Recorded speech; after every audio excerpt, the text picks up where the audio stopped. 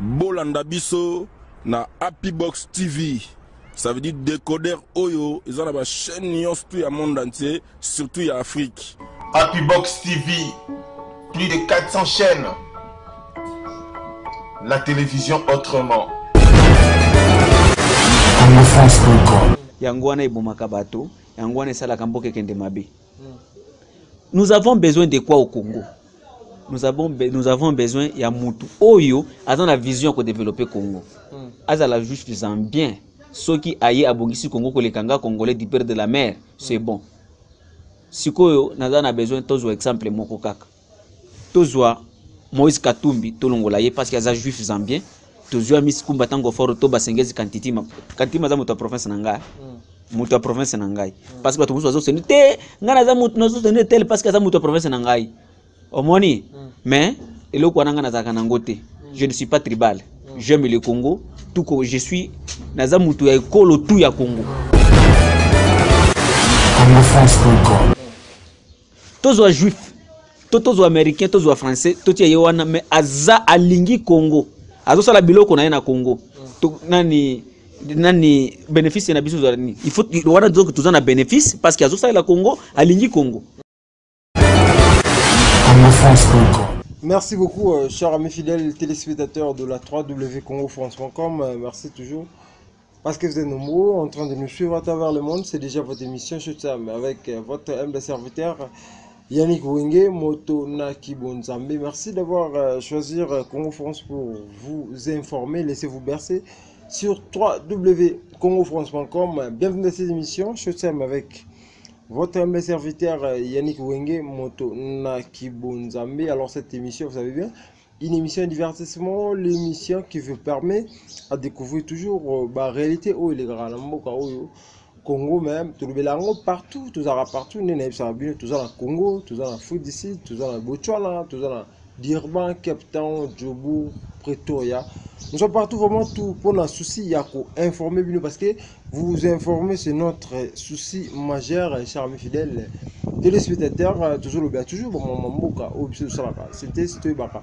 Comment maman mboka biso ezo kende bimboebi, ceux qui s'intéressaient à maman mboka te maman mboka eko s'intéresser na yo. Alors merci beaucoup na les boss José Didi Dipumba, merci beaucoup na président James Kazongo, Adeko Nde Makambu,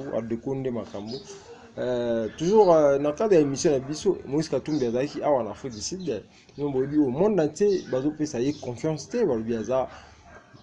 ceux qui juifs, ceux qui zambiens, ceux qui moi c'est à Rwandais, donc tu veux se confiance, mais là, tout le monde a Rémi, Maïmaï, Oya, Est, donc il y a une chasse, écoute, il y a bien noté. Directement esthétique en Afrique du Sud tout bétarné masolo bien tout bétarné masolo par rapport il y a Bamarambo les autres au Congo. Bonjour Rémi. Bonjour mon amboka Yannick Wenge, bonjour téléspectateurs ya congofrance.com. Merci koyambanga lisusu journée lelo, merci. Bonne santé nini mambo yene. Santé ça bien, mais psychologiquement je ne suis pas bien parce que toujours mboka nangaza na problème, c'est pourquoi na le baké santé ça bien monter mais ça bien té.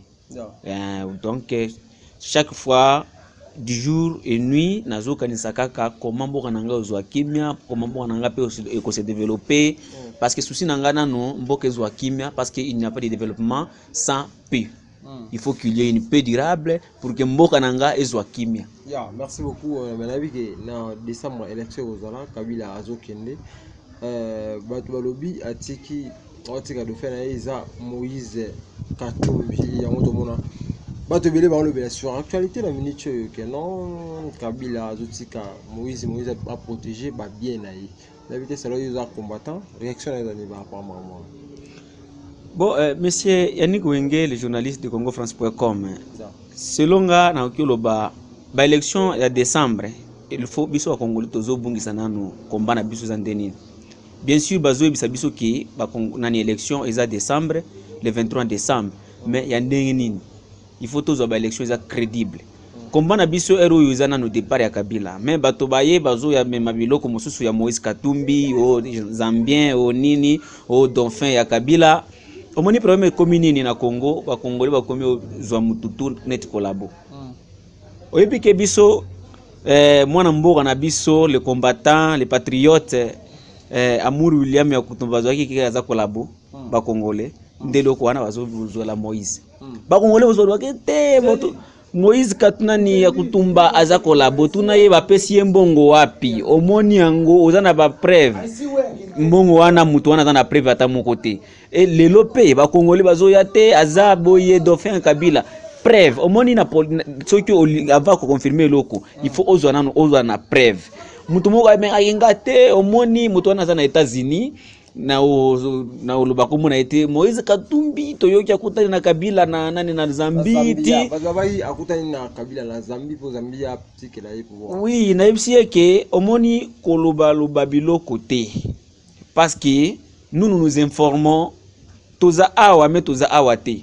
toza partout Moïse Katumbi jour wana zalaki na Zambie te omoni politique soki oke na toilette ou na toilette ko kanisa te ezalaki boye yo pe yo possible to information wana yango wana ebomaka bato yango wana esala kamboke kende mabe nous avons besoin de quoi au Congo nous avons besoin ya mutu oyo azana la vision ko développer Congo azala juste bien soki aye abongisi Congo ko lekanga congolais du père de la mer c'est bon sikoyo nazana besoin tozo exemple moko kaka tozwa Moïse Katumbi tolongola ye parce qu'il y a juif zambien tozwa mis kumbatango fort to basengezi kantitima za mutu province nanga mutu province nanga parce que bato muso zo seni te ngana za mutu nozo seni tel parce que za mutu province nanga omoni mais eloko wana ngana za kanango te je ne suis pas tribal j'aime le Congo tout comme je suis naza mutu ya ekolo tout ya Congo naza Congo muluba mongo munani parce que naza congolais mais nazotala eloko komba ngaza intérêt ya Congo za ndenini avenir ya Congo zo kende wapi Congo za na besoin ya nini Congo za na besoin te ya fete azala congolais du père de la mer non tozwine l'autre nani tozwa lelo basengezi kantima to tia président de la République mais azosala l'intérêt ya Rwanda bénéfice ni tozwa juif tozwa américain tozwa français totia ye wana mais aza alingi Congo azosala biloko na ye na Congo to nani bénéfice na biso ni il faut wana donc tozana bénéfice parce que azosala la Congo alingi Congo ba politicien tout motu moko kaka ayebisanga komba politicien moko to anomelanga ba photo ya parmi tous les politiciens congolais oyo atongi parce que na monaki na komina na nani na Kashobwete village wa Moïse mais na moni biloko oyo ya sali kuna na lobike mutu oyo aza mutu ya bien parce que azaka na ba idée ko développer mboka na bango alingi Congo mambongo na yazo azoti yango kuna soki otongi ndako olala na kati te mais ezo présenter mboka wana soki mutu akomi kuna lelo mupaya village oyo eza na ndako moko ya bien nga ba combien de politiciens baza nga naza mona territoire ya Fizi depuis Mobutu tozwa ka autorité ba ministre tozanga ka ministre te mais zwelanga politicien moko wako eza na ndako neto bana mona ki ya Moïse Katumbi kuna na territoire ya Fizi tombo azate politicien nani tozwa Ramazani Shadari wazo maboma bato chaque jour nani na soki bokote na balabala o ba manifesta abomi tout est président parce que aza Congo du père de la mer non top soutenir Moïse parce que aligné Congo azana vision ya kusala nini ya kusala la Congo eloko wana to bimisa biloko wana ba congolais ki te boye parce que ngape na moni e commune makerel na ba internet to bongisi même combat na biso parce que nga souci na nga nanu le départ de Joseph Kabila Kabange nani Kanambe merci ko balobi bino ba combattre à félicite bo teki moko pona ba 300 reines o ils ont la valeur ya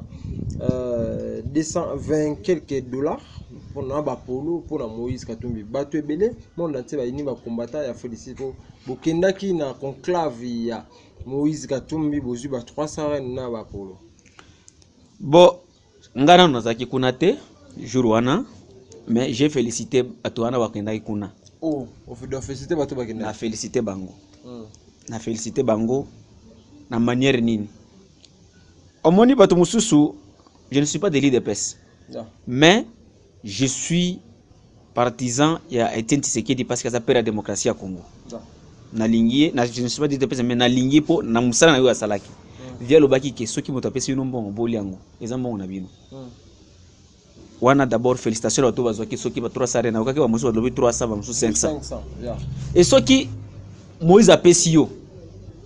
Hein? Moïse apesi yo mbongo. Obo yango ponani. Il faut li yango za mbongo na yo puis hier kutu azana souci ya opesa mbongo wana po e futela yo même transport yo kubima kisika wana tina ndako za nango. Ba police musu opesa yo te. Bazo ba Moïse aza moyibi aibaki. OK. Ngana za moyibi mais na memi na pesi yo pe. Olie. Hein? Na oyo moyibi oyo apesi yo ata iloko moko te. Nani moyibi ya bien? Moyibi apesi loko. Lero toza na ndako nzala. Mais oyoki kuna mwana na yo bazoki misai aibi nini? O fufu me amemi yango na ndako. Bobo sala fufu. Mosusu aibi nini mbongo? Mbongo wango akebita esika nini kuna ye ali yango nyoso esili. Mwana nani moyibi ya bien za wapi? Oyo ayena fufu na ndako. Donc je félicite d'abord les Congolais. Et puis eloko mosusu tala bato tout bazaka na Moïse kuna. Bauta Congo, bauta bazaba intellectuel. Bato wana okebisa nga mutu neti paipai alandi mbongo ya Moïse. Bato mususu azokende kuna atana besoin ya mbongo ya Moïse te mais azana besoin ko soutenir les deux Moïse nango. Attention balobi ba Eliezer Tambope aza collabo ba biba Daniel Safu baza ba collabo ba journée bato mususu ba ekina ba journée mususu ba ekina Moïse Katumbi ba ekina kokuta la Moïse Katumbi yawa bato tout balobi baza ba collabo. Omoni ba Congolais ba ndengo na biso ba Congolais lelo nazo kamwa na ebite soki nini ko telebiso na mito na biso. Mutu akomi ko benga mutu tu collabo amoni collabo neti za nzembo na moko boye limi national Eliezer na yolo baza collabo te ayebi eloko Moïse za nango na mutu na yese pourquoi zo soutenir le Kouane ngai na soutenir te buzoba pose oza Congolais du père de la mer or mutu oyo aza na besoin ya ko développer Kongo za wana lelo bengi ndeko Eliezer za collabo komba ndeko Eliezer azo sala na kisa wana bazo beta masasi me azo kota na masasi wana nani azo salango tangu suza awa na frère décide boye ozo ilango na internet ndelo komona bisaki mutu moko te bino ba collabo bisaki omoni yo nga makila na nga na kotaki na makina donc na komi na risque entre la vie et la mort pona Congo mais yo ozo benga nga collabo yo atelo ko moko te kaka même ko zwa eloko moko ke na kei pona budela Congo salaka ngone te na vie na yo mais lelo yo benga mutu collabo qui est collabo d'abord ba combien de Congolais awa bazana na libanda bangonde ba grand collabo soki amoni yo boye aye atuni yo ba question ba information wana apesi bango pa ya bato ya MP nga basalaki yango na décembre amoni apesi bato ya MP et puis babandi oluka yo bato ya MP po ba éliminer yo est-ce que bato yebe nani na ndenge nga na décembre oyoke décembre na ngana kufa décembre lokisa kabe décembre awa na fiti na ngana kufa ni tete d'intervention dédiée et puis combat nazo sala na yebi que na okufa jour Congo ebonga jour Congo ekobonga na okufa te que avant Congo ebonga mais ba Congolais il faut toyeba ke tozana besoin ya ba tribalisme te tozana besoin ya tribalisme te tozana besoin ya mutu oyo akoya kobungisa Congo Moïse azana mbongo akopesa biso nyonso te nga depuis na botama na yebi Moïse na longi boité na lié même un frère à Moïse était mais je soutiens Moïse parce que j'ai vu une chose dans sa tête par rapport à bato nyonso ba aza zambien aza juif moi c'est aza rwandais moi c'est aza soinani bazo pesa confiance te bato ba lo ba ebe ba internet rolo ba loni na minute so ba tala kona problème ba Congolais ba politicien mususu ba bali mundele omoni mususu abali angolais mususu abali nebi Congolais Brazzavilloise mususu abali sud-africaine mais ye azomona kaka Moïse oyo abali rwandaise nde collabo ko bala eza vie privée mutu abala ka mwasi oyo yo moko olingi est-ce que tango banda akenda yo bala Karine ayebaki akoza président de la République ayebaki angote ou ayebaki ki akoza la nani gouverneur ayebaki angote ba Congolais bandeko na ngai na yebite soki nini vraiment ezate que bato muso loba te wana komi collabo oui appelle-moi collabo même je sais qu'est-ce que je suis en train de faire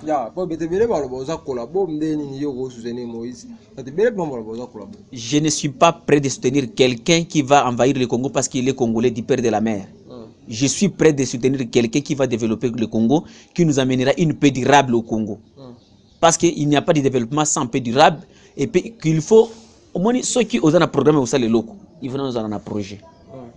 La police nous sommes mis la sur projet. Na tangi projet Moïse Katumbi. Ezamie, ezabon.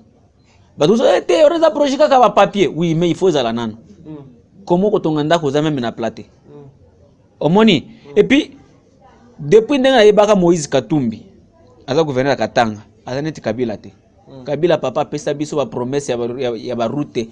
Depuis kala abano pesa biso ba promesse ya ba route nani ya Ngomo Uvira Bukavu depuis 2005 tili le 2018. Nanu salamite. Et puis aleka kawana chaque jour. Moi lelo soki balabala eza ya Uvira ti Katanga Lubumbashi ba biso wana ezoleka. Je le témoigner c'est Moïse Katumbi. Batiaka ngudrote mais yende muto yaki akati kati banzete wana ati mo mabele bien po bakare bandoleka. Tamu za gouverneur ya nani ya Lubumbashi. Asali aza gouverneur a kotiti na Sud Kivu. Même Marcelin Tchambo asali kemiso nini? Congo du père de la mer. Marcelin Tchambo aza mwana Bukavu. Ya ville ya Bukavu, mushi ya Bukavu. Batie gouverneur ya nani ya Bukavu. Poto kaka oyo winga poto winga ngoma tope le bout. Eza ibele na Bukavu. Donc poussière moko ya kosakana te. Et puis nga espace Marcelin Tchambo wana aza Congo du père de la mer ngana kena soutenir ye. Eloko wana na ko sala ngote. Hein? Na bato bazolo bakeno Moïse Katumbi akoma président ndenge bakona na Kabila pour Kabila a protéger ba bien na ina famille na ina ko yokolo bani. Omoni Kabila moto ko protéger Kabila ko zalate. Ceux qui va pesi ba yebisi ke o ko protéger Kabila.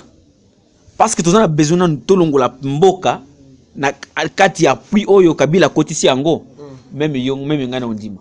OK na protéger tikana no alongo. Ce qui a longu yo peuple biso peuple nous tosenga Kabila kenda justice. Olandaki makambo nani ndani ya ANC awa. Banda lobanini pona Zuma. To ko protéger.